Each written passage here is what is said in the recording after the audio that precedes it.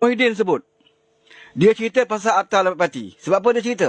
Pasal dia tengok 4 orang ahli parlimen dia dah seberang. Dia kata Akta Lambat Parti ini elok dikaji semula. Sebab apa nak kaji? Sebab tak beri manfaat kepada dia. Makan jerat. Jerat makan tuan. Saya ada dengar dalam program Keluar Sekejap bersama KJ. KJ ketika kita masih ingat KJ adalah menteri salah satu dalam kabinet kerajaan PN. Dia sendiri kata apa? Suatu mula-mula nak menggubal Akta Lambat Parti ini yang di draftnya disediakan oleh Wan Junaidi. Ya? Wan Junaidi. Menteri Undang-Undang ketika itu. Ya? Wan Junaidi Menteri Undang-Undang ke masa tu? Menteri Undang kot. Dia merangka draft ya, jawatan kuasa untuk menilai Akta Lambat Parti ini. Wan Junaidi adalah di antara orang yang merangka draft Akta Lambat Parti. Kalau ikut draft yang asal, ya, kalau ikut draft yang asal, mana-mana ahli parlimen yang dipecat oleh parti, tak kira apa alasan sekalipun, ahli parlimen tersebut hendaklah mengosongkan kerusinya. Itu draft asal Wan Junaidi. Draft asal Akta Lambat Parti sebelum dia diluluskan. Saya ulang. Sebelum diluluskan, draft dia berbunyi, mana-mana ahli parlimen yang dipecat kerana tindakan disiplin atau yang melanggar peraturan parti, apabila dia dipecat oleh parti, dia hendaklah mengosongkan kerusi tersebut.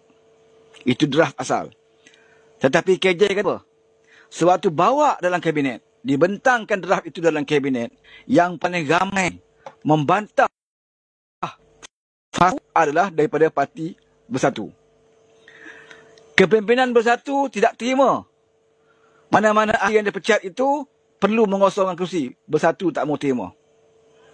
Sebab apa tak mau terima, saudara? KJ kata sebab Bersatu ada pengalaman suka melompat.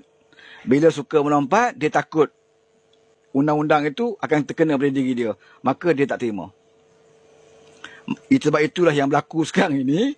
Apabila dia, ya, apabila ahli parlimen dia menyokong PMX, dia nak pecat pun tak boleh, tak pecat pun tak boleh. Alah sekali gantung. Ini yang undang-undang yang dia sendiri setuju.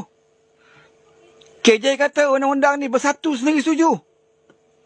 Sepatutnya yang paling adil yang dirancang oleh Wan Junaidi itu dah betul dah. Mana-mana ahli parlimen yang dipecat oleh parti dia, dia perlu kosongkan kerusi. Barulah ahli parlimen akan takut nak langgar disiplin parti. Sebab bila langgar disiplin parti, parti pecat dia, dia kena kosongkan kerusi. Itu tujuan Wan Junaidi draft undang-undang tersebut.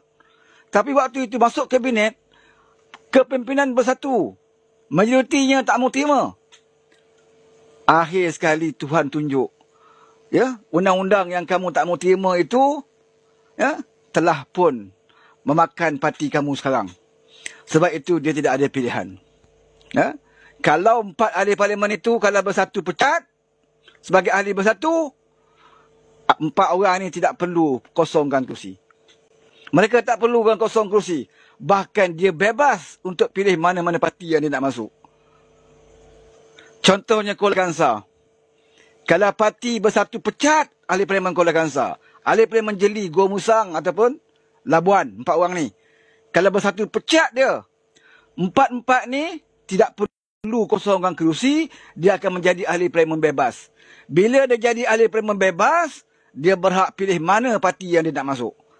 Sudah pastilah dia akan masuk parti, salah satu parti dalam kerajaan perpaduan. Sebab dia nak sokong PMF.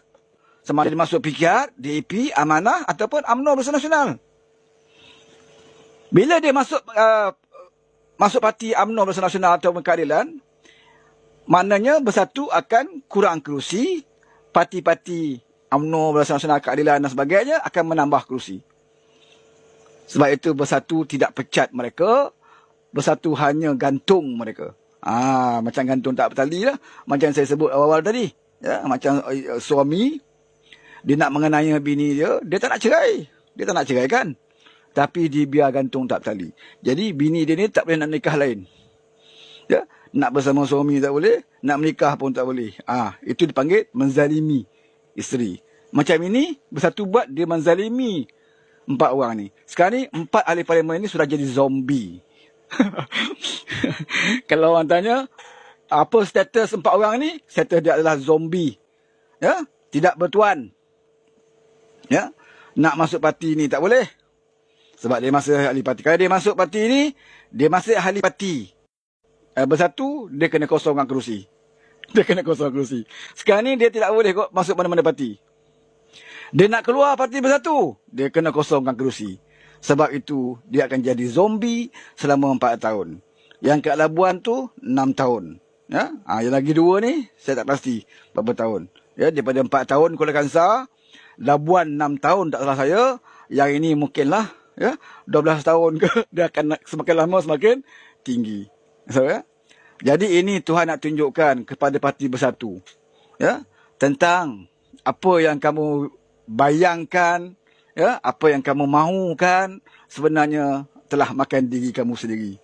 Ya, undang-undang yang kamu rasa akan menyelamatkan kamu, ya, kamu tak setuju dengan draft asal, ya, akhirnya undang-undang itulah sekarang ni yang menjerut parti kamu. Ini yang dikatakan, ya, takdir Allah. Wa makaru wa makarullah wallahu khairul makirin. Kamu merancang, Allah juga merancang, dan sebaik-baik perancangan itu adalah daripada Allah.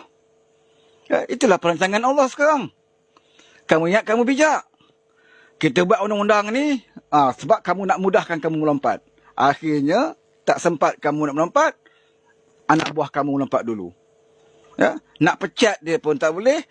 Akhirnya simpan dalam parti dan gantung. Itu yang kamu mampu lakukan. Sampailah PRU yang ke-16. Kalau dah 4 tahun, ya, yang kena pada Kuala Kangsar tu 4 tahun. Itu yang paling minimal lah.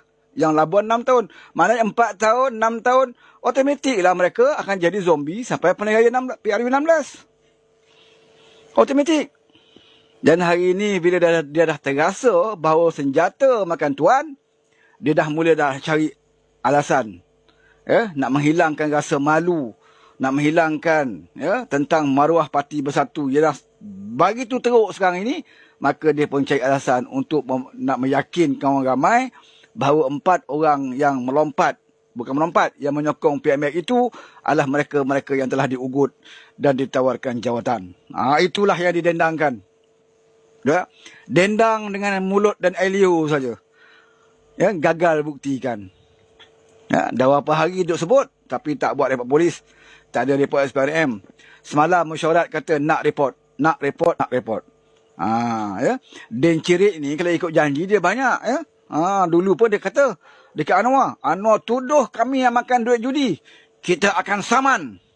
Sampai hari ni saudara, Den Cirit tak pernah saman Anwar Ibrahim tentang tuduhan Anwar Ibrahim bahawa parti PN memakan duit judi. Sampai hari ni tak saman. Tapi dia kata nak saman. Macam itulah. Ya? Sebab nak saman pun kena fikir 2 kali. Ya? Tak betul cara, ya, kamu saman buat mahkamah, perkara yang orang tak tahu jadi tahu. Jadi kena fikir 4-5 kali lah sebelum nak saman.